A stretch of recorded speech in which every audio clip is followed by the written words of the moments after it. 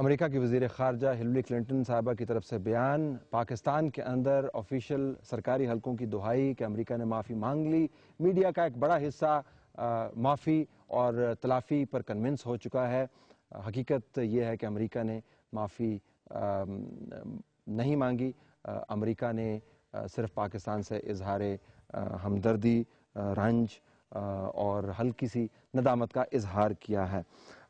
کیا امریکہ اور پاکستان مشترک دوست ہیں؟ اس ڈاکومنٹ کے اندر بڑی بات کی گئی کہ پاکستان اور امریکہ جو ہیں ایک کامن اینیمی کے خلاف لڑائی کر رہے ہیں۔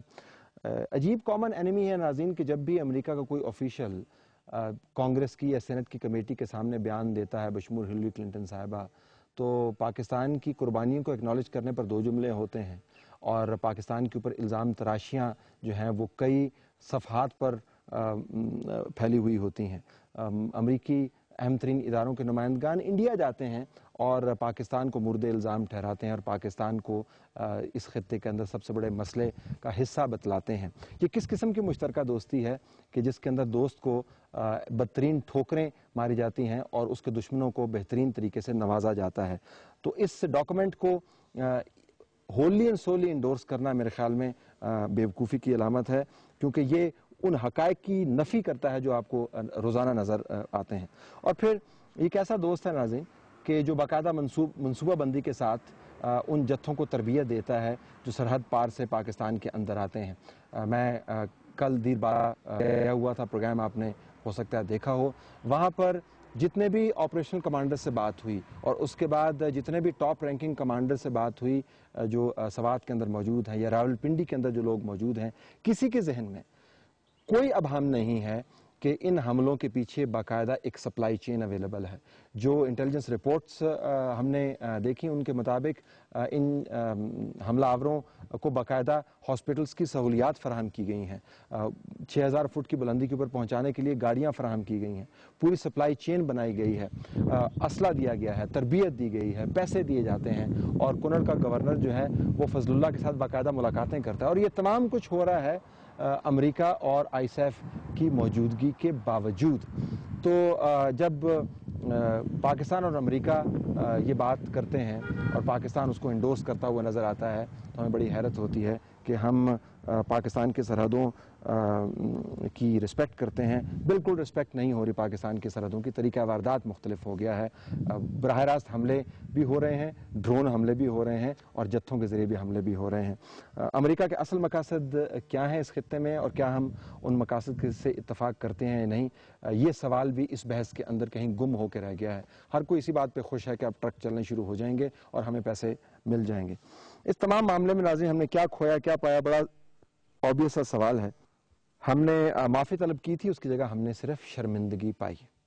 اس کے اوپر آپ ملمہ کاری کر لیں، اس کے اوپر آپ پریس کانفرنسز کر لیں، اس کے اندر آپ جو مرضی تعویلیں گھسا دیں، بنیادی بات سیدھی سی ہے، آپ کو معافی ملنی چاہیے تھی، معافی نہیں ملی، آپ نے صرف شرمندگی ہی کمائی۔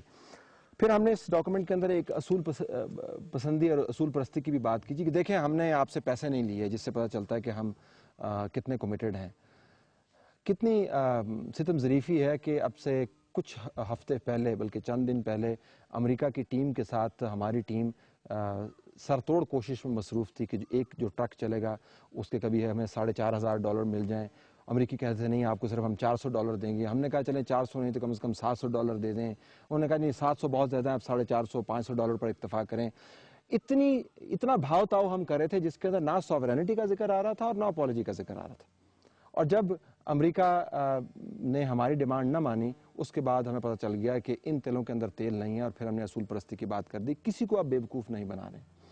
اگر تو ہم نے وہ بھاؤ تاؤ نہ کیا ہوتا امریکہ کے ساتھ اور کہتے شروع دن سے کہ ہمیں صرف اپالوجی چاہیے اور کچھ نہیں چاہیے، تو آج ہم یہ کہنے کے قابل ہوتے کہ چلیں اپالوجی نہ صحیح، سوری ملی تو صحیح، اور لیکن ہم نے بھاؤ تاؤ نہیں کیا۔ بھاؤ تاؤ بھی آپ کرتے رہے، ریٹ فکس کرتے رہے، ریٹ نہیں ملے، پھر آپ اپالوجی مانگتے رہے، اپالوجی نہیں ملی، پھر سوری پر اتفاق کر لیا۔ بھاؤ تاؤ کے بعد اصول پرستی کی بات کرنا انتہائی بیوقوفی ہے۔ سفارتکاری اور خارجہ پالیسی ناظرین اس تمام معاملے کے تناظر میں ایک ہی چیز کا نام مجھے لگ رہا ہے کہ مانگ کر گزارا کریں۔ اگلے 3 مہینے نکال لیں، کسی طریقے سے ڈالرز ہمیں مل جائیں، باقی چیزیں اصول پسندی اور یہ سوورینٹی، یہ الفاظ سے ہم چلا لیں گے، ہم بریفنگز کر کے ٹاک شوز کے اندر بات کر کے معاملات کو دبا لیں گے، بس ہمارے اگلے 3 مہینے کسی طریقے سے نکل جائیں۔ سب سے آخر میں ہم نے کیا حاصل کیا؟ جملہ ناظرین بڑا واضح ہے، امریکہ ڈرون حملے بھی کرے گا اور پاکستان رستہ بھی دے گا۔ اس ڈاکومنٹ کو آپ دائیں سے پڑھ لیں، بائیں سے پڑھ لیں، الٹا کر کے پڑھ لیں، سیدھا کر کے پڑھ لیں، پیغام ایک ہی ہے، امریکہ ڈرون حملے بھی کرے گا اور پاکستان رستہ بھی دے گا۔ اور جس کسی نے بھی یہ ڈرافٹ تیار کیا، جس کسی نے بھی اس کو اپروو کیا، وہ تمام لوگ اور ادارے اس جملے اور اس حقیقت کے ذمہ دار ہیں۔ طلعت حسین کو اجازت دیجیے، اللہ حافظ۔